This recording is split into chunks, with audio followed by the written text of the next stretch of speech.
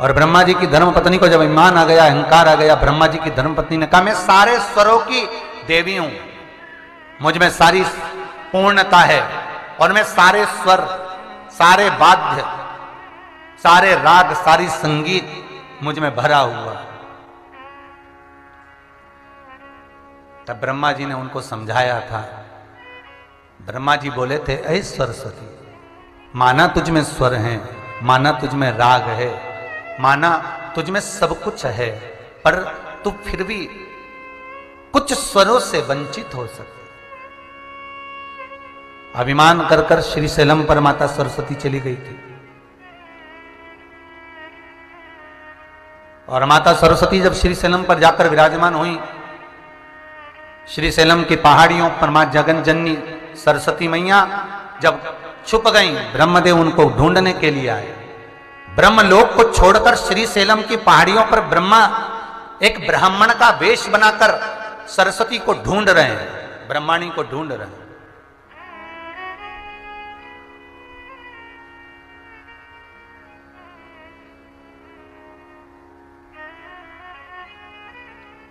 नहीं मिली। फिर ब्रह्मदेव गए भगवान विष्णु के पास में, महाराज मैं सरस्वती को ढूंढ रहा हूं, मैं ब्रह्माणी को ढूंढ रहा हूं, पर ब्रह्माणी मिल नहीं रही। भगवान विष्णु ने कहा देवादिदेव महादेव के पास ब्रह्मा जी आप जाओ। और ब्रह्मा जी देवादिदेव महादेव के पास गए, उनसे निवेदन करा, उनसे विनय करा। महादेव ने कहा क्यों चिंता करते हो, क्या हुआ? सरस्वती कहीं रुष्ट होकर चली गई, मिलती नहीं, उसको अभिमत्ता समाइए। भगवान शंकर उसी समय पर पहुंच गए सरस्वती के पास और सरस्वती से कहा, वीणा देवी, मैंने सुना है तुम बहुत सुंदर संगीत जानती हो, बहुत सुंदर गा लेती हो, बहुत सुंदर नृत्य कर लेती हो, बहुत सुंदर वाद्य यंत्र का स्मरण कर लेती हो।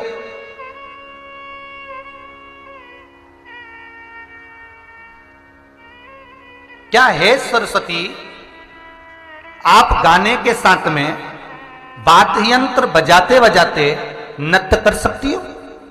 सरस्वती ने तुरंत उसी समय पर कहा, महादेव ये तो कोई नहीं कर सकता कि भजन गा भी रहे हैं, बजा भी रहे हैं और नाच भी रहे हैं, ये तो हो ही नहीं सकता, बहुत कठिन है, ये तो बहुत कठिन।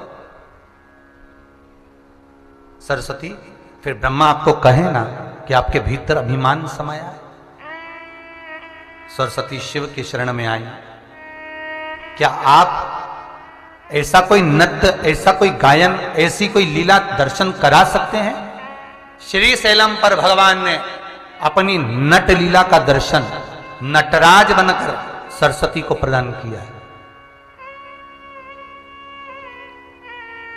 नटराज लीला का दर्शन। इसलिए आज भी संगीत की देवी भले सरस्वती हो, पर नृत्य के नटराज ही माने जाते हैं, जो सरस्वती को भी नट की लीला श्रवण कराते, दर्शन कराते और उनको सिखाते।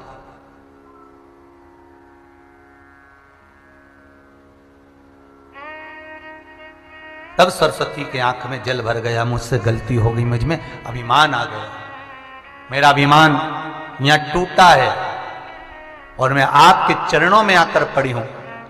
शिव के चरणों में सरस्वती विराजमान हो गई। माता पार्वती का दर्शन हुआ। कार्तिकेय जी जो रुष्ट होकर गए थे वो श्रीशैलम पर ही गए थे। जिस श्रीशैलम की पहाड़ी पर, पर्वत पर माता सरस्वती का विमान टूटा, जिस श्रीशैलम की पहाड़ी पर लंकाधिपति रावण का विमान टूटा, जिस श्रीशैलम की पहाड़ी पर बाणासुर का विमान टूटा, जिस श्रीशैलम की पहाड़ी पर स्वयं भस्मासुर का विमान टूटा, उसी श्रीशैलम की पहाड़ी पर श्री मल्लिकार्जुन स्वयं भगवान शिव कार्तिकेय के लिए पहुंचे और कार्तिकेय के विमान को रुष्ट कर कर, उसको समाप्त कर कर, उसकी अभिमत्ता, उसका क्रोध, उसकी चिड़चिड़ प्रवृत्ति समाप्त करी बाबा। और भगवान वहां विराजमान। केवल एक मल्लिकार्जुन का मंदिर है, कैसा है शिव जी का, 12 ज्योतिर्लिंग में से, जहां पर नारियल इसलिए फोड़ा जाता है कि व्यक्ति के भीतर अगर अहंकार हो, लोभ हो, विषय हो, आसक्ति हो, वासना हो, तृष्णा हो, तो शंकर के चरणों में उसको फोड़कर उसका जल समर्पित कर कर जब व्यक्ति के ऊपर छीटा जाता है, वहीं पंडित जी भी छीटते हैं, छीटा जाता है, उससे व्यक्ति की अभिमत्ता, क्रोध, चिड़चिड़पन, अहंकार समाप्त हो जाता, समाप्त हो जाता।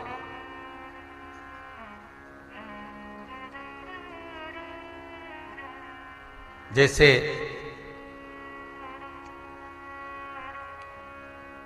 महाराज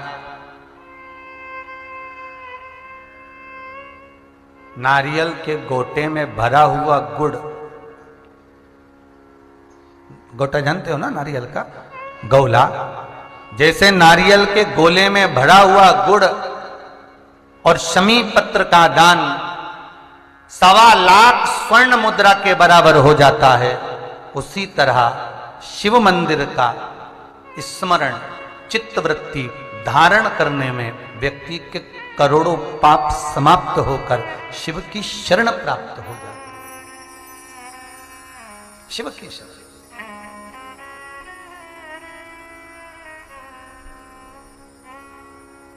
महाराज जब किसी मकान का उद्घाटन होता है ना, है या मकान का पाया रखाता है, कोई नया प्लाट बन रहा है, मकान बन रहा है और उसमें कोई नया पाया, पहली बार अगर कोई पाया रखा रहा है, कोई बीम बन रहा है, कॉलम बन रहा है, उसमें नीचे पाया बना रहा है, तो उसमें जो ब्राह्मण होते हैं, आप जिन वास्तुशास्त्री से पूछेंगे, ब्राह्मण जन से पूछेंगे कि हमारा मकान बन रहा है, खड्डा खुद रहा है, तो उसमें पहले क्या चीज रखें, तो वो बता देगा, इसमें आप नाग नागिन का जोड़ा रख दीजिए, इसमें आप थोड़ा सा कलश में शक्कर भरकर उसमें अमरबिल के टुकड़े डालकर रख दीजिए। पर शिव महापुराण, स्कंद पुराण, वास्तुशास्त्र, अग्नि पुराण और वामन पुराण, ये वामन पुराण के अंतर्गत भी मिलेगा और अग्नि पुराण के अंतर्गत भी मिलेगा कि यदि नूतन मकान के पाए में एक नारियल के गोले में गुड़ भरकर, शमी पत्र रखकर उसको दबा दिया जाए तो उस घर में कभी संपदा की कमी नहीं होती और क्लेश नहीं हो सकता, चाहे कितनी भी अहंकारी बहू क्यों ना हो, चाहे कितना भी अभिमान अभिमत्ता रखने वाली सास क्यों ना बहू, उस सास बहू में प्रेम ही रहेगा, क्लेश नहीं हो सकता, उसमें विवाद नहीं हो सकता। उस घर के अंदर जितने भाई रह रहे हो, जितने कुटुंबी रह रहे हो, परिवार रह रहा हो, उसमें क्लेश का कोई मतलब नहीं हो सकता। चलो याद करिए, पुराने समय में कितना प्रेम होता था भाइयों में, सत्य बोलना, बहनों में, भाइयों में, बुआओं में, इतना बड़ा परिवार और ऐसा प्रेम रहता था, कोई जमीन मांगे ना जायदाद मांगे, ना दुकान का हिस्सा मांगे, ना रकम मांगे, इतना प्रेम कहां से आता था। तो पुरानी बात याद करो, पहले के समय में ये सीमेंट के मकान बनते थे क्या? अरे बोलते जाओ, नहीं। क्या होता था? चूना मंगवाया जाता था, मिट्टी मंगवाई जाती थी, उसमें गुड़ मिलाया जाता था, बोलो मिलाते थे कि नहीं मिलाते थे? गुड़ मिलाया जाता था और उसमें थोड़ा सा उसको चिकना करने के लिए खोपरे का तेल डाला जाता था। अब वास्तु रीति में तो हमने ये सब चीज छोड़ दिया, हमने ये सब चीज समाप्त कर दिया कि ना तो हम उसमें गुड़ मिला रहे हैं, ना कोई वस्तु मिला रहे हैं, बस सीधे सीमेंट खरीद के लाए और लगा दिया गया। पर उसका वास्तु तत्व क्या है? उसका वास्तुवान, जैसे कोई बहुत बीमार व्यक्ति है, बहुत बीमार है, बहुत बीमार, और उसको कोई औषधि नहीं लग रही, उसको कोई औषधि काम ही नहीं कर रही, तो आप जब उसको भोजन कराएं, पानी पिलाएं, आप उसको कुछ भी खिलाएं, चाहे जूस पिला रहे हो, भोजन करा रहे हो, चाहे सूप पिला रहे हो, उसका मुख यदि आप पूर्व में रखकर खिलाएंगे तो 15 दिन के अंदर वो अपने हाथों से भोजन करना चालू कर देगा। 15 से 16वां दिन नहीं होगा। पर यदि आप उसको उत्तर का मुख रखकर, आप उसको पश्चिम का मुख रखकर बीमार व्यक्ति को अगर भोजन कराएंगे, दक्षिण का मुख रखकर भोजन कराएंगे, तो उसको औषधि लगने में बहुत समय लगता है महाराज। औषधि इसको 15 दिन बहुत हो गए, बहुत। जिससे दक्षिण की ओर मुख कर कर भोजन करने वाले व्यक्ति का उदर, पेट, वो कहते हैं ना रोग हो जाते पेट के, रोग बहुत सारे हैं महाराज, बहुत रोग है महाराज। पेट से जुड़ा हुआ कब्ज का भी रेबे, गैस का भी रेबे, और ना जाने जाने कितनी कितनी बीमारियां उसके अंतर्गत हो जाती हैं। तो ये सारे रोग कैसे होते हैं? दक्षिण में बैठकर अगर आप मुख कर भोजन कर रहे हो तो पेट से जुड़ा हुआ रोग कभी जिंदगी में समाप्त नहीं हो सकता। 50 गोली खा लो, 50 ऑपरेशन करा लो, 50 तरह के डॉक्टर को दिखा लो, मतलब यह पक्का है कि आप दक्षिण की ओर बैठकर, दक्षिण की ओर मुख कर आप भोजन ग्रहण कर रहे हो तो आपको वो दुख तो ग्रहण करना ही पड़ेगा, वो दुख तो आपको झेलना ही पड़ेगा।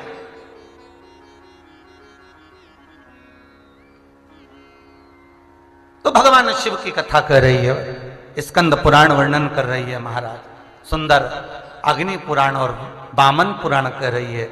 एक गोले में गुड़ शमी पत्र रखकर जो दबाया जाता है उससे जीव को, इसलिए आज भी हमारे यहाँ नियम है, जब आप लोग नहीं दबा पाते तो जब वास्तु पूजन कराने पंडित जी आते हैं तो एक चांदी के, एक तांबे के लोटे में नाग नागिन उसमें शक्कर भरते हैं, शक्कर भर के उसको दबाते हैं कि भले तुमने गुड़ नहीं रखा तो शक्कर दबा दो, पर उसको गोले में रखना चाहिए, परंतु उसको रख देते हैं तांबे के कलश में। नियम वही है पर उसको चेंज कर दिया गया समय अवस्था में कर दिया कि उसमें तांबे का कलश रखो, चांदी का नाग नागिन रखो, शक्कर भरो, फिर दबा। और नियम वो है कि नारियल का गोटा हो, गुड़ भरा हो, उसमें भले तुम नाग नागिन रखो चाहे कुछ भी रखो, पर समी पत्र अगर रख दिया तो नाग नागिन की भी जरूरत नहीं है। समी पत्र रख दिया तो वास्तु की मूर्ति रखने की भी जरूरत नहीं है। समी पत्र में 33 कोटि देवता एक एक पत्ती के रूप में उस समी पत्र के भीतर विराजमान रहते हैं, जिसको हम विराजमान कर रहे होते। सुख समृद्धि वैभव आनंद दे।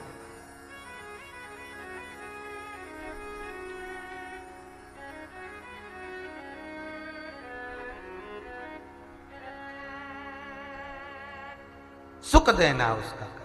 महाराज सरस्वती के अभिमान को भगवान तोड़ दिए। कार्तिक स्वामी के भीतर अभिमत्ता है, अभिमत्ता, उनका भी अभिमत्ता तोड़ दिया भगवान शिव। अरे कार्तिक, तुझे लगा हो कि तूने तारकासुर का संहार किया है इसलिए तू नहीं गिन रहा, तो ये तेरी गलत फहमी है। बाप पूरी जिंदगी कमाता है, पूरी जिंदगी कमा कमा कर निकाल देता है, जोड़ कर लाकर बेटों को भी देता है, बहुओं को भी देता है, पत्नी को भी देता है, और उसी पिता का बेटा थोड़ा सा कमा कर लाता है और इतना बड़ा रुआब दिखाता है कि मेरे हाथ के नीचे मेरा बाप है, मेरा पिता है, मेरी माता है, तुम मेरे कहने पर चलो क्योंकि मैं कमा कर ला रहा हूं, मैं लेकर आया हूं।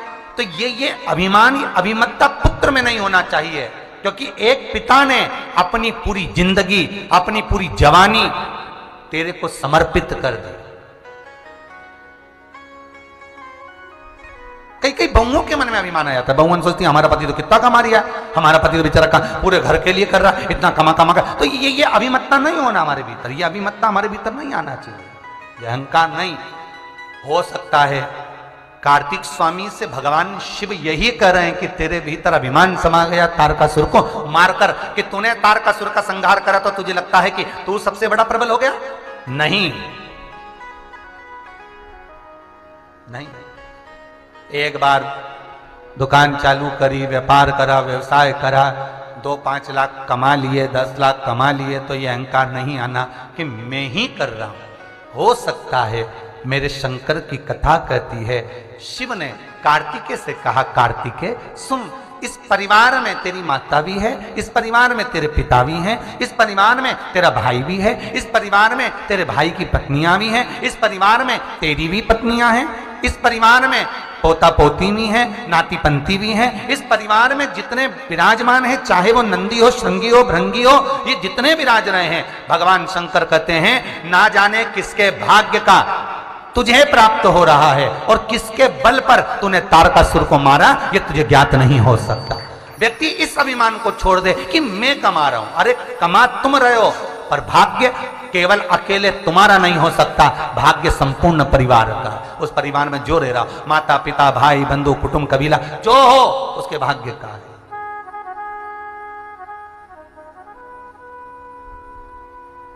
ये अभिमान हमारे भीतर ना है।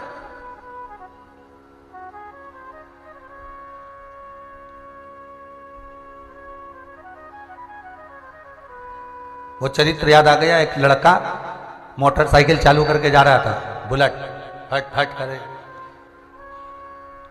पिताजी ने आवाज लगाई, ए छोरा इधर आ। हाँ पापा। अंदर से एक गिलास पानी ला रहे। बेटे ने अंदर जाके मम्मी से कहा, मम्मी पापा को पानी दे दो एक गिलास। पापा में तो अकल ही नहीं रही मम्मी, मैं गाड़ी तैयार होके जा रहा, गाड़ी खड़ी करवा के मुझे बुला के पानी ला के दे। बता, तुम अंदर थी, तुमसे नहीं कहते मना, जा पापा को पानी दे दो। और बेटा कहे चले गया, भट भट भट भट बुझ जा। पत्नी पानी लेके आई।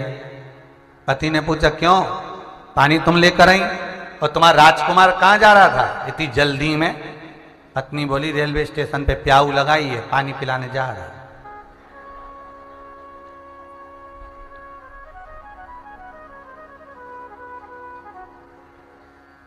विचार करिए, घर में बूढ़ा बाप पानी के लिए बैठा है तो पानी नहीं है, और स्टेशन पे जाके पानी पिला रहे हैं तो तुम भले लाखों का पानी पिला दो, चाहे दिन भर खड़े रहकर पानी पिला दो, कुछ मिलना है?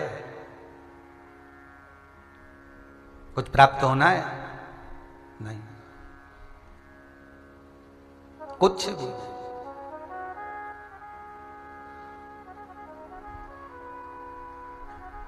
वो कहे ना, मैं मंदिर गया पूजा आरती की, पूजा करते हुए ये ख्याल आ गया, कभी माँ बाप की सेवा की ही नहीं, फिर पूजा रचाने से क्या फायदा। कभी माँ बाप की सेवा की नहीं, फिर पूजा रचाने से क्या फायदा। कभी प्यासे को पानी पिलाया नहीं, बाद अमृत पिलाने से क्या फायदा। कभी प्यासे को पानी पिलाया नहीं, बाद अमृत पिलाने से क्या फायदा। कभी गिरते हुए को उठाया नहीं, बाद आंसू बहाने से क्या फायदा। कभी गिरते हुए को उठाया नहीं, बाद आंसू बहाने से क्या फायदा।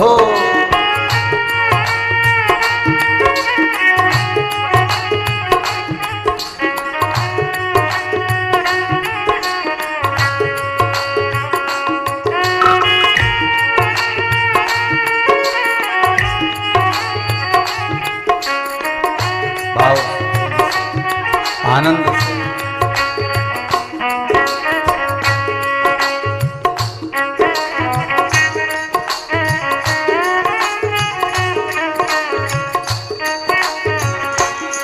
मैं तो मंदिर गया पूजा रहती की, मैं तो मंदिर गया पूजा रहती की, मैं तो मंदिर गया पूजा रहती की, मैं तो मंदिर गया पूजा रहती की। पूजा करते हुए ये ख्याल आ गया, पूजा करते हुए ख्याल आ गया।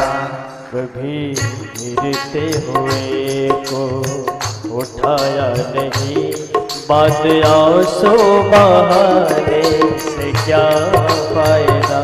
कभी गिरते हुए को उठाया नहीं, बाद आंसू बहाने से क्या फायदा।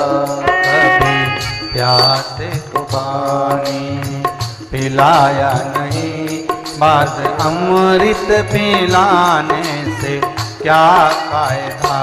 कभी प्यास को पानी पिलाया नहीं, बात अमृत पिलाने से क्या फायदा।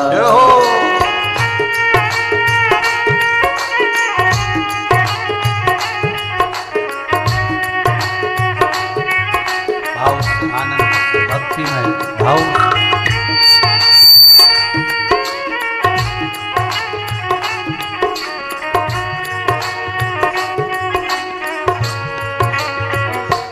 मैं तो सत्संग गया, गुरुवाणी सुनी, गुरुवाणी को सुनकर ख्याल आ गया।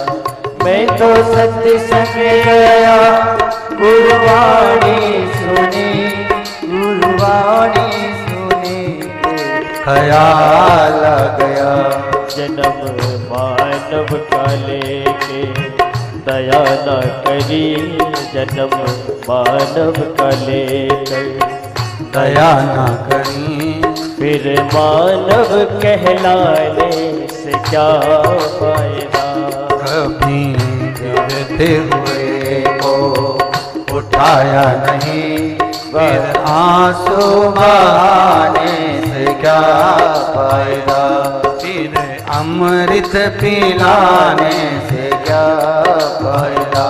फिर आंसू बहाने से क्या फायदा। ये मनुष्य की जो देह मिली, इस देह का हम सदुपयोग कर कहां पाए। हमारा अभिमान। कार्तिक, तो एक तारकासुर को तूने मार दिया, ये दोनों बड़ा हो। एक तारकासुर को तूने मारा तो तुझे लगा कि तू ही सर्वस्व हो गया? नहीं, ये व्यक्ति का अभिमान है, अहंकार।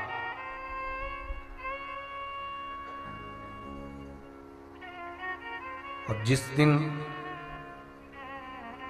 मनुष्य के भीतर का अहंकार चला जाता है, तब भगवान की भक्ति मिलने में देरी नहीं होती। भगवान की भक्ति प्राप्त हो जाती है।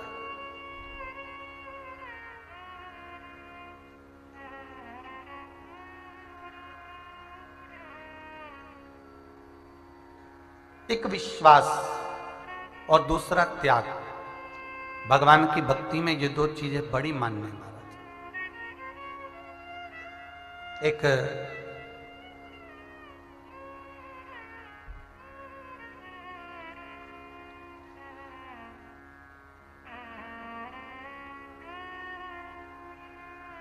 गुरु के बहुत सारे चेले थे। श्री स्वामी समर्थ जी।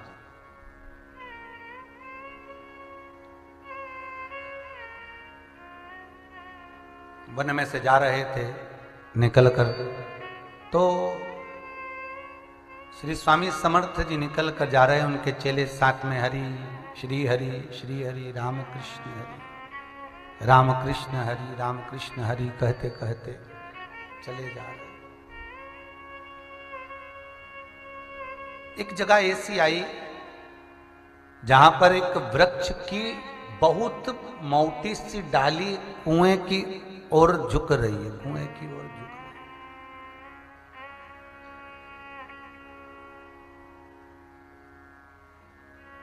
स्वामी समर्थ जी ने अपने सारे शिष्यों को रोक लिया, सारे चेलों को रोका, और स्वामी समर्थ जी ने चेलों को रोककर कहा, जरा रुको थोड़ा, और देखो ये कुएं के पास में जो डाली झुक रही है, कुएं में कितनी पत्तियां गिर गई, पानी दूषित हो रहा है।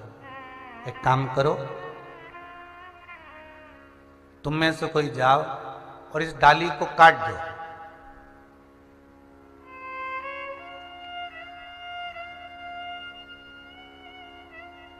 अब सबने जाकर देखा तो वो जो डाली थी, जो कुएं में पेड़ लगा हुआ था कुएं की पाल पर, उसमें कहीं ऐसी जगह नहीं थी जहां बैठकर इस डाली को काटा जाए। इस डाली को उसी डाली पर बैठकर काट सकते थे, इसके सिवाय ये नहीं कट सकते थे।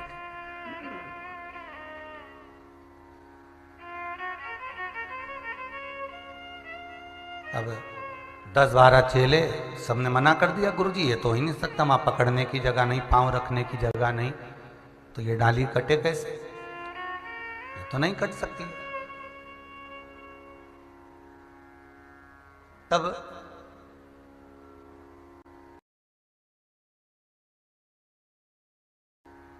स्वामी समर्थ जी का एक चेला था जिसका नाम था अंबादास। नया नया आया था, भगत भजन में डूबा रहता था, भक्ति बहुत थी उसके भीतर। अंबादास बोले, गुरुदेव सबने मना कर दिया, एक प्रयास मैं कर सकता हूं, जाओ काटो, जिससे ये पानी शुद्ध हो जाए कुएं का, लोग पिए। मृत्यु लोक में अगर जन्म लिया है तो कोई जग कल्याण का एक काम जरूर करना, श्री स्वामी समर्थ जी कहते हैं।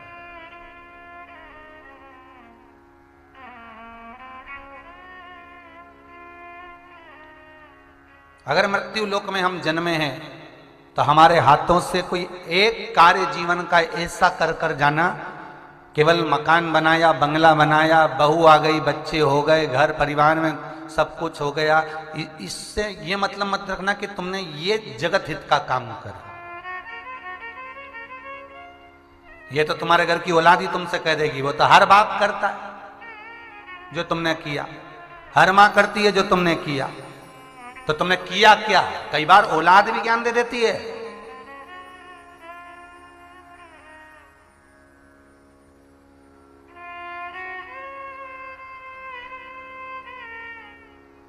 एक महाराज प्रवचन देने जा रहे थे और एक सेठ जी ने उनको ताना मार दिया, अरे महाराज जी कहाँ चल दिए सुबह सुबह? महाराज जी बोले प्रवचन देने जा रहे हैं। सेठ जी बोले हमको ही दे जाओ प्रवचन। तो महाराज भी कम थे क्या? सियोर के ही होंगे।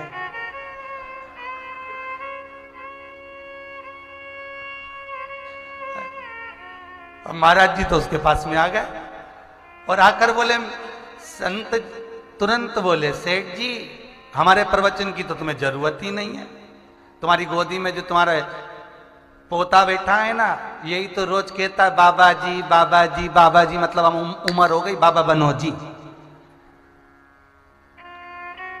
सेठ जी को लगा, बताओ महाराज तो बहुत चतुर निकला रहा है, हमें बाबा बना रही है, चलो बनो बाबा जी चलो। तो इतने में सेठ जी भी कम थे क्या? सेठ जी ने कहा, हो महाराज बस बनने का तो बहुत मन करता है कि अब सब कुछ छोड़ के बाबा बन जाऊं, पर दिक्कत इतनी सी है कि छोरे के छोरे को गोदी में लेता हूं तो के बाबा जी, और लड़की के लड़के को गोदी में लेता हूं तो कहता ना ना ना ना। अब मन करता है बाबा बनने का, इतने में कह देता ना ना, तो मूड चेंज हो जाता। अब गुरुजी भी बोले, दादा हम तो चले प्रवचन देने, कहां पाला पड़े।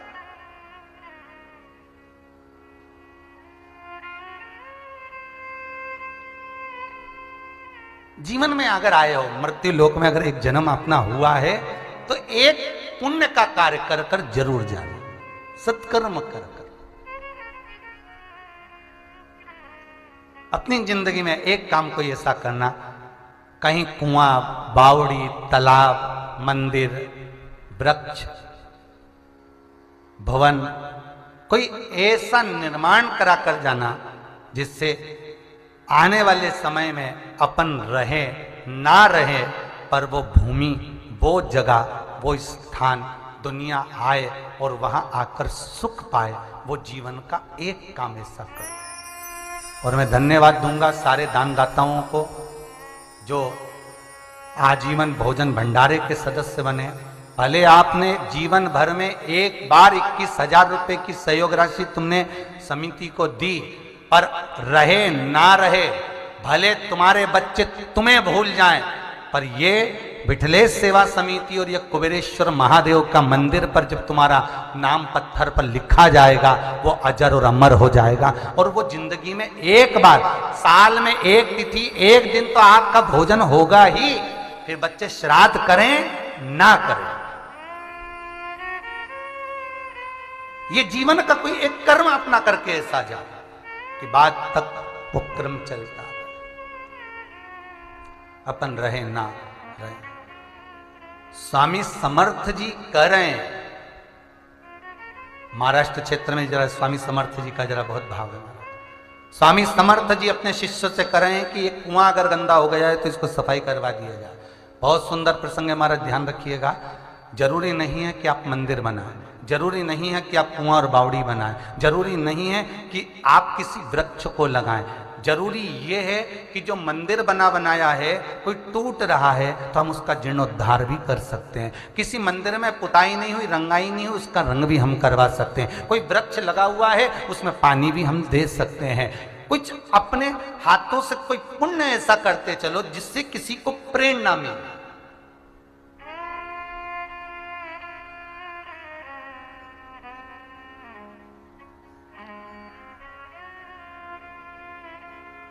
कोई पुण्य ऐसा करते चलो जिससे जगत में उससे कोई प्रेरित हो,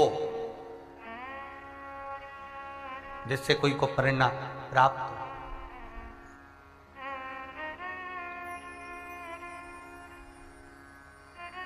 जैसे भोपाल की एक संस्था ने कई सालों पहले की बात है, बहुत साल हो गए, लगभग 22-24 साल के करीब, पूछा गुरुजी हम क्या कर सकते हैं। हमने कहा कोई सेवा करना हो तो एक काम करो, हमीदिया में जब मुर्दे कोई मर जाता है, उसके शरीर पर कोई कपड़ा नहीं होता, तुम ऐसी संस्था समिति बना लो कि उनको कफन ही हो रहा हो, कि हॉस्पिटल से भी मुर्दा निकले तो बिना कपड़े के ना जाए। पहले ऐसे ही भेज दिया जाता था, अब एक कपड़ा उसके तन पर कोई अब चला आ रहा है, वो नियम वो क्रम उन्होंने बना लिया। अब ढेर लोग उनके साथ जुड़ गए। कोई अच्छा क्रम करते हो तो अच्छे लोग जुड़ेंगे, कोई अच्छा कार्य करोगे तो अच्छा कुछ प्राप्त होगा। कोई व्यक्ति कह रहा था, लोग कहते हैं कि संतों को मरने के बाद स्वर्ग भेजा जाता है और पापियों को मरने के बाद नरक भेजा जाता है। बोलो रे भाई तुम्हारा क्या विचार है? हमने कहा बिल्कुल गलत है, तुम्हारा क्या कहना है? अरे बोलो तो तुम मौन हो गए सारे के सारे, चुप। जितने टीवी के सामने बैठे हो, मोबाइल पे सुन रहे हो, वो भी बोलो रे। कोई कह रहा था कि जब संत मरते हैं तो उनको स्वर्ग भेजा जाता है और जब कोई पापी मरता है तो उसको नरक भेजा जाता है।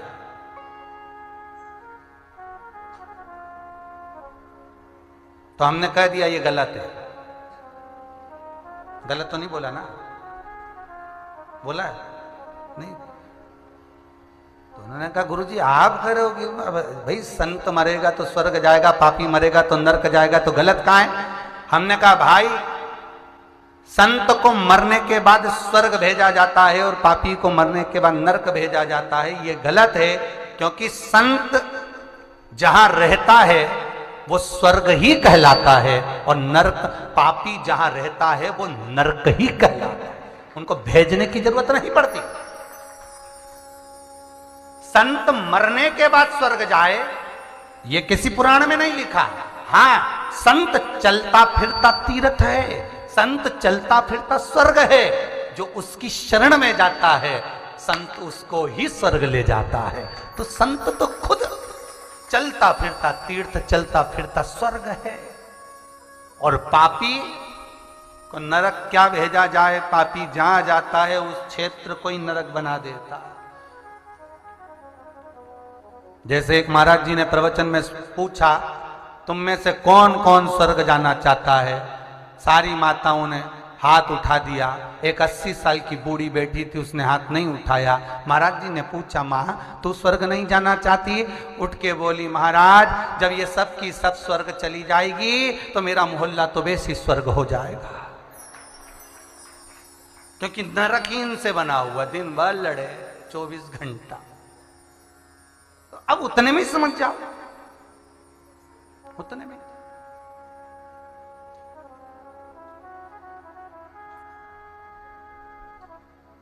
हम उतने में समझ जावे।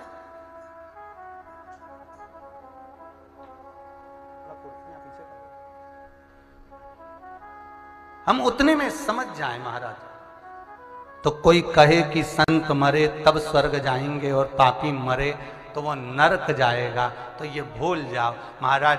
जहां संत हैं, सदगुरु हैं, जिनके मन में कपट नहीं, अहंकार नहीं, लोभ नहीं, आसक्तियां नहीं, विषयता नहीं, वासनाता नहीं, कोई संत यदि प्राणों को त्यागता है महाराज, संत तो खुद ही स्वर्ग बना हुआ है। संत तो जहां है वहां आप रूप ही स्वर्ग है। आप अपने आप वहां स्वर्ग, वहां नरक का भान नहीं हो सकता, वहां नरक का भान नहीं हो सकता, वह स्वतः ही स्वर्ग का भान है। कहा, इसीलिए तो कहे ना, वो एक वो भजन माताएं गाती है कई बार, अरे सारे तीर्थ धाम आपके चरणों में, हे गुरुदेव प्रणाम आपके चरणों में, सारे तीर्थ धाम आपके चरणों में। सब गाइए, हे गुरुदेव प्रणाम आपके चरणों में, सारे तीर्थ धाम आपके चरणों में, चरणों में, हे गुरुदेव प्रणाम आपके चरणों में, सारे तीर्थ धाम सब गाइए, आपके चरणों में, हे गुरुदेव प्रणाम आपके चरणों में।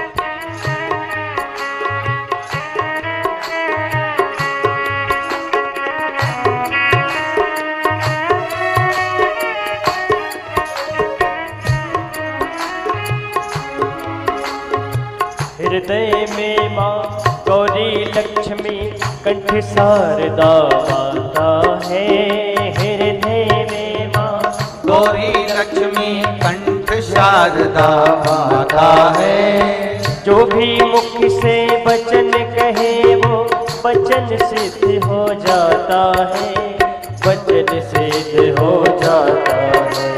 हे गुरु ब्रह्मा, हे गुरु विष्णु, हे शंकर भगवान आपके चरणों में, चरणों में, हे गुरुदेव प्रणाम आपके चरणों में। सारे तीर्थ धाम आपके चरणों में, चरणों में, हे गुरुदेव प्रणाम आपके चरणों में, प्रणाम आपके चरणों में, सारे तीर्थ धाम आपके चरणों में, चरणों में, हे गुरुदेव प्रणाम आपके चरणों में, हे गुरुदेव प्रणाम आपके चरणों में, हे गुरुदेव प्रणाम आपके चरणों में। अर्थात संत मरे तब स्वर्ग जाए तो वो बात गलत है, पर संत जहां है, संत के चरण जहां पर हैं, वो स्वतः ही स्वर्ग है, वो स्वतः ही स्वर्ग है।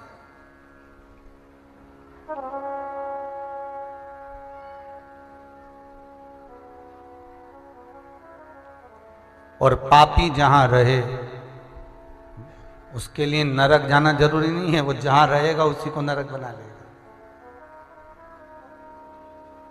अब बोलो गलत तो नहीं कह रहे। अब विचार करे कि कहे संत मरेगा तो स्वर्ग जाएगा, पापी मरेगा तो नरक जाएगा, तो जहां संत वहां स्वर्ग, जहां पापी वहां नरक। गुरु स्वामी समर्थ जी कह रहे हैं कि जीवन मिला है, मनुष्य की देह मिली है, तो एक पुण्य का कार्य कर लो बस। कोई भी एक कार्य अच्छा पुण्य का कर लो। मैं माताओं को भी धन्यवाद दूंगा जो पूरे सावन से लेकर अभी तक लगातार ऑनलाइन कथा जो परिवार कराए हैं, उनको बहुत बहुत साधुवाद है कि आपने अपनी जिंदगी का कोई अच्छा कर्म कर लिया। आपने अपने जीवन का कोई एक कर्म अच्छा करा, पुण्यमय कर। पैसा जोड़ा जोड़ा जोड़ा आखिरी में छोड़ा और चले गए, वो कौन करा?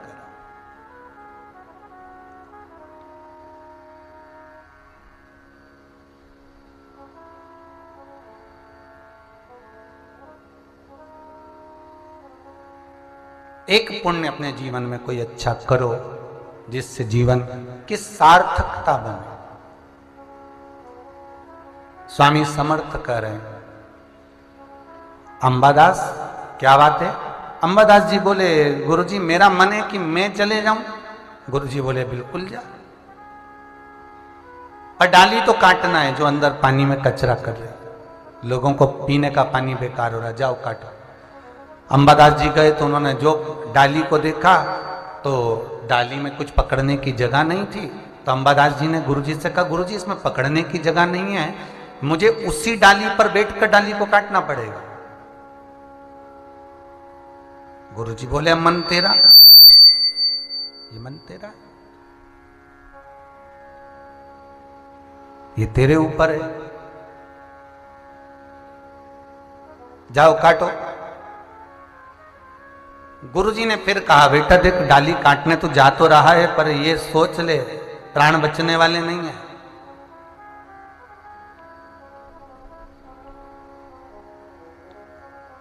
जो कल कथा कही थी कि मरने के तरीका चेंज करो, सुसाइड का तरीका चेंज, आज वही बात आ गई।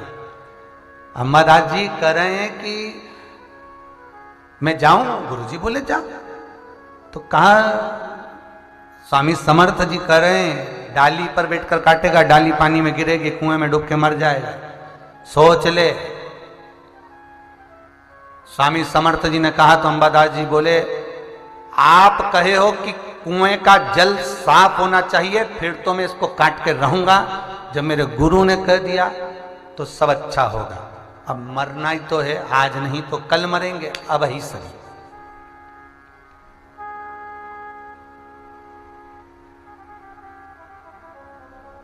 कई लोगों के साथ ये होता है, कोई चीज बना के रखती हैं, गाजर का हलवा हुआ, कचौड़ी हुई, या मंगोड़ा हुआ, या भजिया हुआ, या श्रीखंड हुआ, या रबड़ी हुई, या खीर हुई, और बचा बचा के फ्रिज में रखती हैं।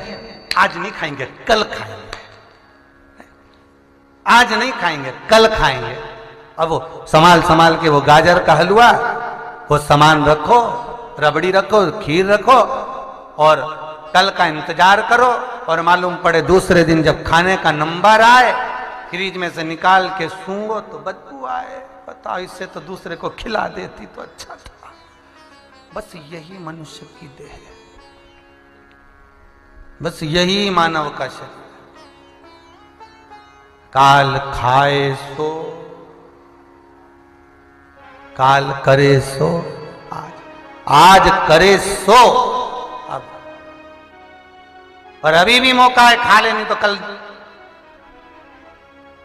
हलवा बेकार, खीर बेकार। बस यही समय है। हम भगवान का भजन करें, हम राम का, हम कृष्ण का, हम शिव का स्मरण करें। हम जिस परमात्मा का स्मरण कर रहे हैं उसके लिए हमें कल का इंतजार नहीं करना। कल सड़ गया तो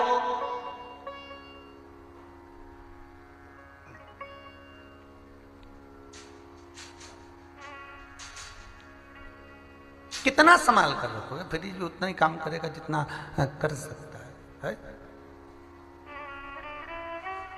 वो सड़ जाएगा तो क्या करोगे महाराज? अगर मान लो वो सड़ गया तो फिर किसी काम का नहीं, बाद में उसको नाली में फेंका, कचरे में डाला। तो समर्थ जी के सामने अंबादास कह रहे हैं, स्वामी समर्थ के सामने अंबादास जी कह रहे हैं, गुरुदेव आपने कह दिया, मैंने स्वीकार कर लिया, अब तो भले जिए कि मरे, मरना तो है, कल मरे स्वाद, तैयारी कर कर जा रहा हूं, चिंता मत करो, आपके वचन पर मुझे विश्वास है। और अगर गुरु की वाणी पर विश्वास है, गुरु के वचन पर यदि विश्वास है, तो फिर डिग नहीं सकते, फिर डिग नहीं सकते।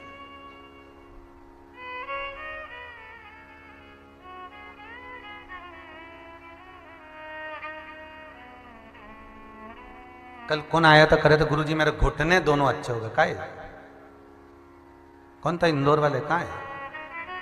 गुरुजी घुटने बड़े गड़बड़ हो गए थे, अब ठीक है, बाबा की कृपा है, दोनों घुटने पर भगवान ने बड़ी करुणा कर दी, कृपा कर दी, बढ़िया हो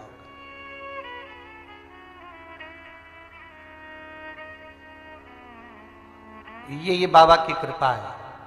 अगर आप भजन कर रहे हैं, कीर्तन कर रहे हैं, नाम जाप कर रहे हैं, नाम स्मरण कर रहे हैं, नाम जाप में डूबे हुए हैं, भगवान की अविरल भक्ति में आपकी चित्त वृत्ति यदि रमी हुई है, तो भगवत स्मरण की वो चित्त वृत्ति जहां तुमने रमी है, भगवान उसको स्वीकार करता। गुरु की वाणी पर किया गया विश्वास सुख प्रदान कर देता है। गुरु की वाणी पर किया गया विश्वास आपको आनंद की अनुभूति करा देता है।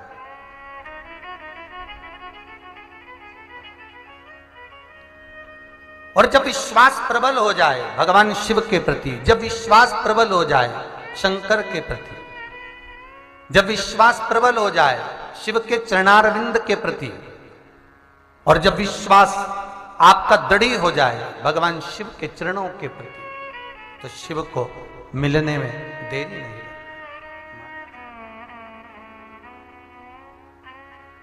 शंकर को मिलने में फिर देरी नहीं होगी, वो मिलेगा। जाओ, अंबादास गए, और अंबादास जी जैसे ही गए और अंबादास जी पेड़ पर चढ़ गए, जिस डाली पर बैठे थे उसी को काट रहे थे, काटते काटते काटते काटते वो डाली और अंबादास जी दोनों पानी में, कुएं में, जल में गिर गए। जैसे गिरे स्वामी समर्थ, जैसे कहा राम, जैसे कहा राम, आते ही उस अंबादास को गोदी में झेल लिए। और झेला तो अंबादास ने पूछा, प्रभु आप में राम, तूने अपने गुरु की वाणी पर विश्वास करा, इसलिए मैंने तुझे अपनी गोदी में झेल लिया। पानी में भगवान झेल कर रखे हैं। स्वामी समर्थ जी ने कहा रस्सी डालो, निकालो, रस्सी डालकर निकाला। अंबादास चरणों में आए तो भगवान स्वामी समर्थ जी ने पूछा, अंबादास कैसे हो? अंबादास जी के होना क्या है प्रभु जी, आपकी वाणी पर विश्वास था, उम्मीद नहीं थी कि भगवान मिल जाएगा, पर ऐसे मिलेगा ये गुरु ही कर सकता है। थोड़ा दुख तो मिला पर परमात्मा मिल गया। थोड़ा समय लगता है, दुख अगर कट रहा है, कोई कष्ट आया है तो तुम्हारे कर्म के अनुसार आया है। फिर वही वाली बात आ गई, मनुष्य पत्रिका में दोष देखता है, पितृ दोष देखता है, घर के वास्तु दोष देखता है, घर के लोगों में दोष देखता है, पर मनुष्य अपने कर्मों का दोष नहीं देखता कि मैं कर्म कौन सा कर कर आया। कितनी भी पत्रिका दिखा लो, कितनी भी अंगूठियां पहन लो, कितने भी नग पहन लो, कितनी बार भी बाथरूम का कमरा चेंज कर लो, जीने चेंज कर लो, भोजनशाला चेंज कर लो, कुछ नहीं होगा। कर्म चेंज करना पड़ेगा। थोड़ा कर्मों का भी दोष है, जिसके कारण हमें कर्मों का भोग भोगना पड़ेगा। थोड़ा भोग, कोई खा गया, रुपए ले गया, समझ लो पूर्व समय में तुम उसका खा गए थे रे, आज खा गए। कोई ने धोखा दिया है समझ लेना, पूर्व में तुमने भी कोई कम धोखा नहीं दिया होगा। अभी याद तो कुछ भी नहीं है, पर रहे तो सरी वो कथा थी ना महाभारत की, कि वो गांधारी के चरणों के सामने भगवान कृष्ण खड़े थे और कहा बुआ प्रणाम करता हूं। गांधारी ने चरण पीछे खींचकर कहा रे ओ कृष्ण, तेरे नेत्रों के सामने मेरे रहते रहते मेरा पूरा वंश मिटवा दिया तूने। मैं तुझे श्राप देती हूं कृष्ण कि तेरे सामने तेरा वंश मिटेगा। भगवान तो भी प्रसन्न, भगवान तो भी प्रसन्न। अच्छा है। तो गांधारी ने पूछा बता तेरे को मैंने श्राप दिया और तू हंस रहा है? कितनी विचित्र बात है भगवान कृष्ण की, कितनी विचित्र। माखन की चोरी करते थे तो हंसते थे, गोपियों के चीर चुराते तो हंसते थे, गोवर्धन पर्वत उठाते तो हंसते थे, कंस को मारे तो हंसे, पूतना का दूध पिया तो हंसे, तना बताया तो हंसे, और एक तुम जरा सा दुख आए तो रोने बैठ जाओ। अरे सोचो, इतने बड़े बड़े दुख को भगवान मुस्कुरा कर टाल देते हैं, मुस्कुरा कर। अरे अकड़ के रहोगे तो ट्रेन में सीट पर जगह भी नहीं मिलेगी। और थोड़ा सा स्माइल देके देखना। आ जाओ जीजी, बैठ। कहां जा रही? सुजालपुर। अच्छा, सुजालपुर में कहां रहे हो? घंटा घर। अच्छा, तो घंटा घर के पास तो हमारा फूफा जी भी रहे। कौन? भानु प्रताप। ओ वो तो हमारे बाजू ही रहे। भानु प्रताप, हाँ, उनका 3 छोरा। नहीं, उनका तो 2 ही। अच्छा, वो भानु प्रताप दूसरा, हमारा एक भानु प्रताप और रहे। जो बात चली, अब तो इतनी सी जगह दी थी ने पूरी पसरी गई पूरी। अब तो पांव भी यूंच करके बैठी, बढ़िया। अब जिसने जगह दी बेचारा बापड़ा खस के खिड़की पे पहुंच गया। अब देखो जरा इस्माइल का हसर देखिए, हैं, प्रेम भाव का। और सुजालपुर आ गया तो जी की सीट पे बैठी थी, वो अटैची लेके गया। किसकी? जिसने इस्माइल दी थी। देखो दान कितना बड़ा है, भले वो प्रसन्नता का क्यों ना। दान देखिए कितना प्रबल है। केवल इस्माइल का दान दिया, वो उसकी अटैची लेके गेट तक गया बड़े प्रेम से। जीजी याद रखिए। जीजी बोले बिल्कुल घंटा घर याद है। कितना प्रेम। और मालूम पड़े अगर अकड़ते तो सुजालपुर तक ऐसी खड़े खड़े जाते और ढक के अलग खाते। तो कुछ जा रहा है प्रेम परोसने में, इस्माइल देने में, कुछ भी नहीं। जब एक छोटा सा सीहोर से सुजालपुर तक का सफर एक इस्माइल से अच्छा निकल सकता है, तो ये जिंदगी का सफर भी प्रसन्नता से अच्छे से निकल सकता है। बस इस्माइल रखिए, प्रेम। पर करें क्या? जब जब पति घर आए तो भेरू बन के आए, और जब जब पत्नी पति के सामने आए तो कालरात्रि। अब बताओ ये भेरू और कालरात्रि का मिलन कहां से हुआ है? बस तो। और इनके बीच में इनकी अम्मा चंद्र घंटा करे सो क्या करे, वो इनको मिलाने में लगी और ये भेरू और कालरात्रि कहां मिला? ये रे भोले, बिल्कुल सही बात है। शंकर जी घना भोला ने बेटे आंख बंद कर कुरा के। शंकर जी के घर में कितनी सारी बहुएं, नाती पोती पंती सब ढेर सारा। पार्वती जी हमेशा कहती तुम्हें बिल्कुल चिंता नहीं है। तो शंकर जी बोले काहे की चिंता करना, चिता के ढेर पे बैठना, तो चिंता क्या करना पड़े। लोग विश्वास है, गुरु मिले, विश्वास के।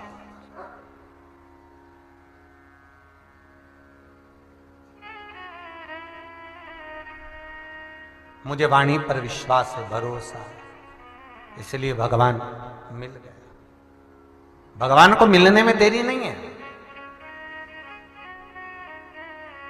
पर विश्वास गुरु के वचन पर जो भरोसा रखा तो अंबादास जी कहते हैं कि मुझे राम मिल गए, पर उम्मीद नहीं थी मुझे कि भगवान मिल जाए, उम्मीद नहीं थी कि भगवान मिलेंगे, पर मिल गए।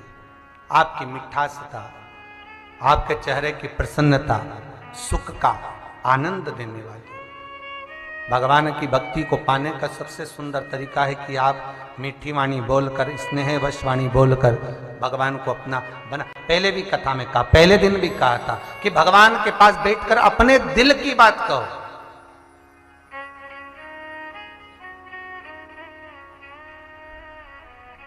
अपने हृदय की। हिच क्या ना रोके भोलेनाथ, मने थारी याद सतावे। बस दिल से, स्नेह से भगवान से जो कहोगे, भगवान उसको स्वीकार कर। ऐसे भगवान नहीं मिल सकता था। अंबादास जी कह रहे हैं मुझे राम नहीं मिलता, पर वचन पर विश्वास करा, राम मिल गए।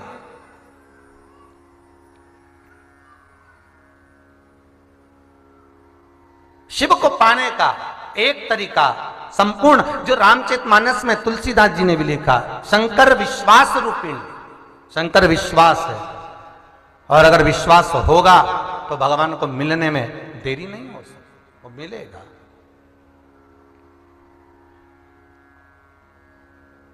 खाना न छोड़ा, पीना न छोड़ा, हरि भजन क्यों छोड़ दिया। जाना न छोड़ा, आना न छोड़ा, फिर सत्संग जाना क्यों छोड़ दिया। क्यों छोड़े? हमारे विश्वास की प्रबलता।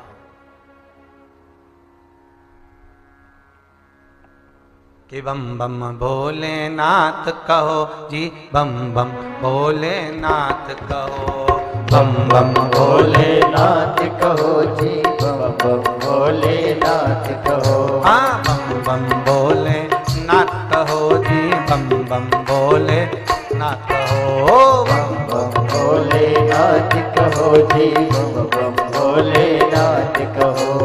बम बम भोलेनाथ कहो, बम बम भोलेनाथ कहो, बम बम भोलेनाथ कहो, बम बम भोलेनाथ कहो।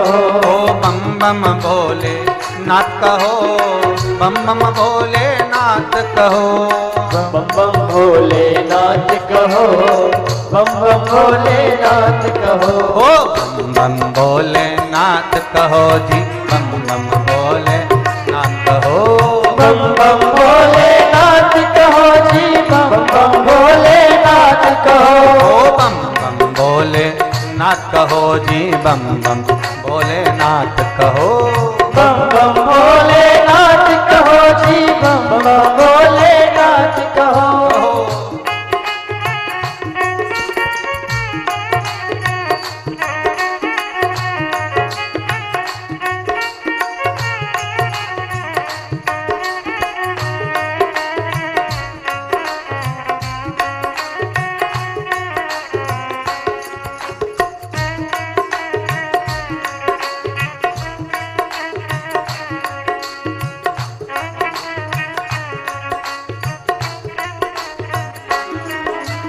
बम बम भोलेनाथ कहो जी, बम बम भोलेनाथ, बम बम बम भोलेनाथ कहो जी, बम बम भोलेनाथ। ओ बम बम भोलेनाथ कहो जी, बम बम भोलेनाथ, बम बम भोलेनाथ कहो जी, बम बम भोलेनाथ।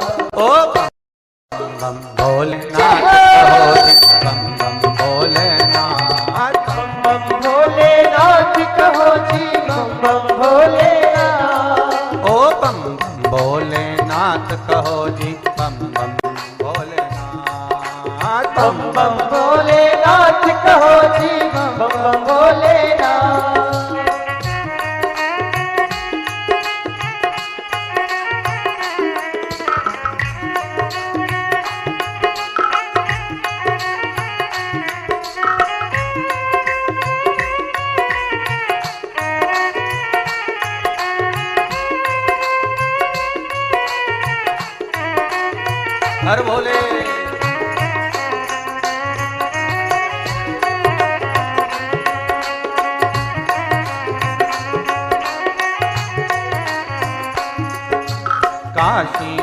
भोलानाथ कहो जी उज्जैनी भोलानाथ। काशी में भोलेनाथ कहो जी उज्जैनी भोलेनाथ। ओ काशी में भोलानाथ कहो जी उज्जैनी भोलानाथ। काशी में भोलेनाथ कहो जी उज्जैनी भोलेनाथ। ओ बम बम भोलेनाथ कहो जी बम बम भोलेनाथ।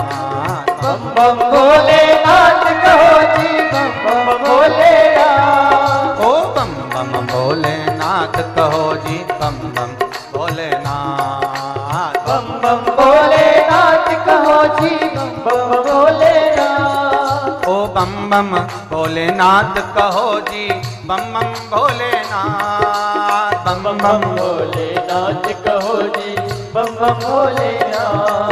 ओ बम बम भोलेनाथ कहो जी बम बम भोलेनाथ। बम बम भोलेनाथ कहो जी बम बम भोलेनाथ।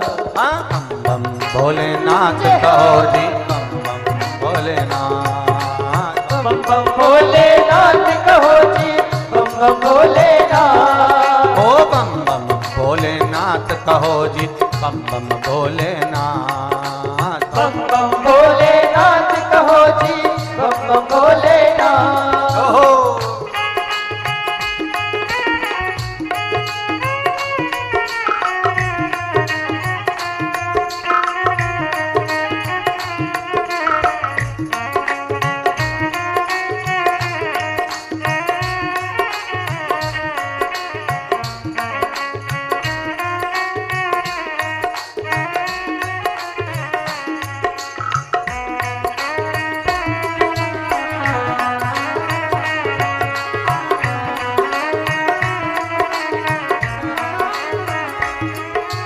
कैलाशी भोलानाथ भजो जी बम बम भोलानाथ। कैलाशी भोलेनाथ भजो जी बम बम भोलेनाथ।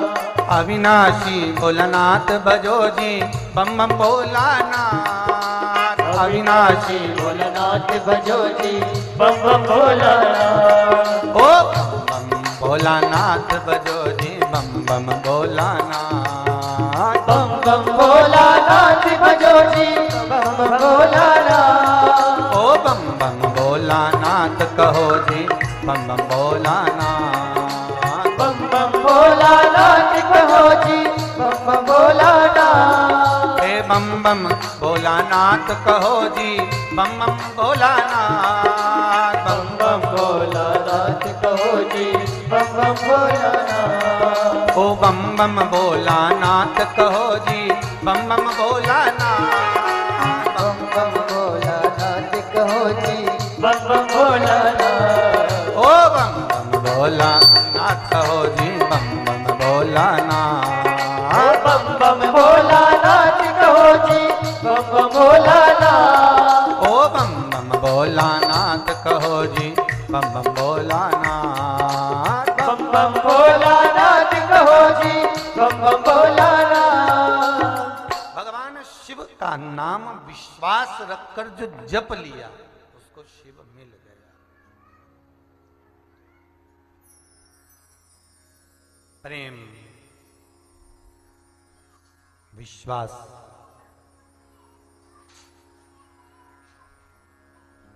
और प्रेम का वो त्याग विश्वास का देनी है।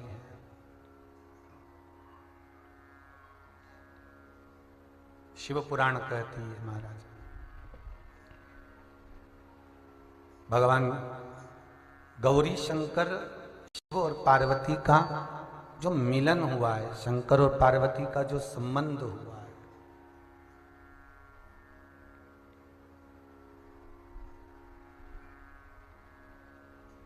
एक विश्वास और श्रद्धा का मिलन है।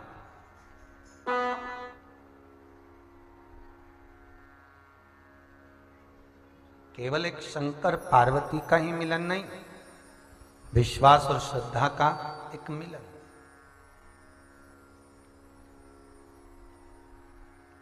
और देखो आप सबने कथा में सुना होगा कितना कितना तप माता पार्वती ने किया है शंकर को अपना बनाने के।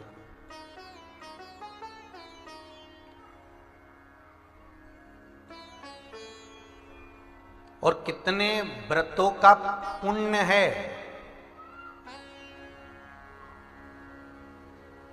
जो माता पार्वती को शिव मिले हैं,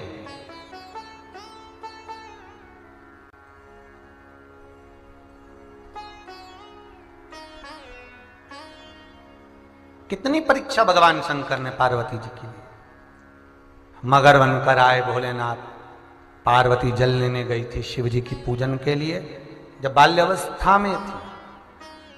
मात्र 6 वर्ष की पार्वती जी थी जब पार्वती मैया 6 वर्ष की आयु में पार्थिव शिवलिंग का निर्माण करती थी और उनका पूजन करती थी।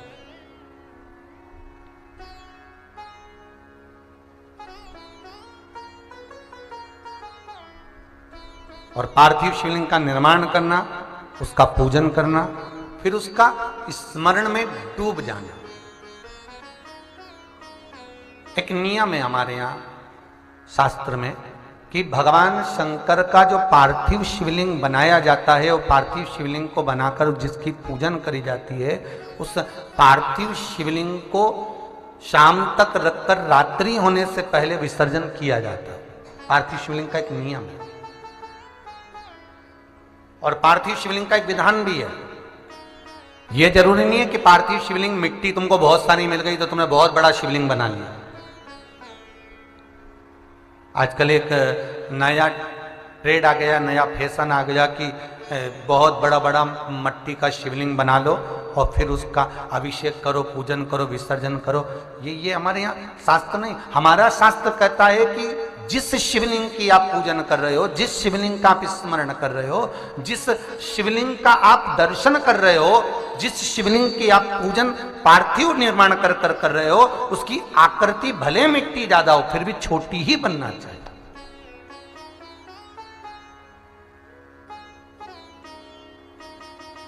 और आजकल एक फैशन हो गया, इतना बड़ा शिवलिंग बना लिया, बहुत बड़ा, और फिर उसका अभिषेक, और अभिषेक किया तो वो शिवलिंग जब पानी पड़ा या कोई वस्तु पड़ी तो धीरे धीरे चटकने लगा या उसकी मिट्टी खिरने लगी।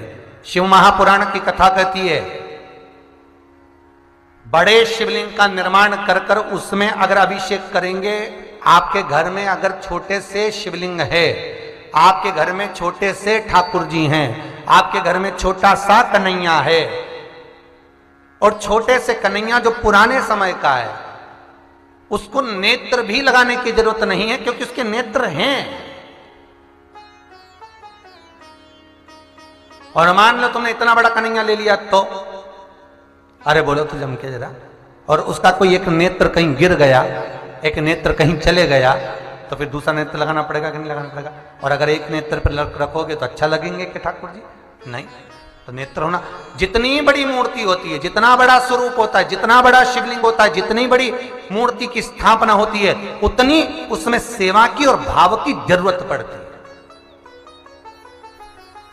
और पार्थिव शिवलिंग हो चाहे घर में शिवलिंग हो, घर में कोई भी मूर्ति हो, वो अंगुष्ठ की आकृति से बड़ी ना हो महाराज। बस इतना बड़ा स्वरूप शंकर का, इतना बड़ा स्वरूप कृष्ण का, इतना बड़ा स्वरूप राम का, तुम्हारे घर में जो भगवान है उसका स्वरूप इतना बड़ा हो। और पुराने हैं और कोई बड़ा स्वरूप है तो पूजन करो, मना नहीं है। अगर पुराना स्वरूप रखा है तो उसको कहीं देकर नहीं आना, आपने को कहीं उनको ठंडा नहीं करना, उनका विसर्जन नहीं करना, रखा है अब सेवा करो। पर कोई नई पूजन अगर बढ़ा रहे हो और कोई तुमसे कह दे मंदिर बनाओ, इतना बड़ा शिवलिंग का निर्माण करो, तो कहते ना महाराज जी हम तो छोटा ही भला। बच्चा जितना छोटा होता है उसको खिला दो, पिला दो, झूले में पटक दो, फिर टाइम पे पहुंचो, झूले में से उठाया, फिर दूध पिलाया, फिर पटक दिया, एक छोटा सा झुनझुना पकड़ा दिया, खेलता रहा। और वही बच्चा जब बड़ा हो गया तो कहीं इधर भगे कहीं उधर भगे। बेचारी माँ आई थी शिव पुराण सुनने के लिए और बेटे ने कार्तिक पुराण सुना दी। तो कोई सुन पा रहा?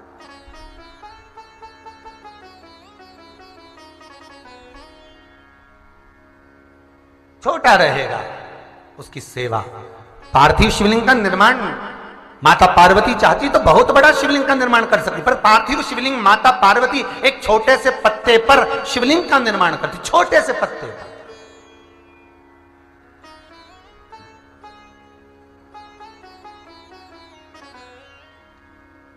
महाराज ध्यान दीजिएगा, एक स्कंद पुराण का एक बहुत सुंदर प्रसंग है। केल के पत्ते पर, बड़ के पत्ते पर, पीपल के पत्ते पर, बेलपत्री के पत्ते पर शिवलिंग के निर्माण का अलग अलग फल है महाराज, उसका स्मरण करिए जरा। महाराज केल के पत्ते पर, जब केल का जो पत्ता होता है उस केल के पत्ते पर जब कोई विशेष तीज की तिथि पड़े, कौन सी तिथि हो, तीज हो, जैसे हरतालिका तीज हो, कोई छोटी तीज, बड़ी तीज, और यदि आप तीज के दिन केल के पत्ते पर शिवलिंग का निर्माण कर कर उसकी पूजन अर्चना करते हैं, उसका स्मरण कर कर रात होने से पहले विसर्जन करते हैं, तो नारी की अखंड सौभाग्य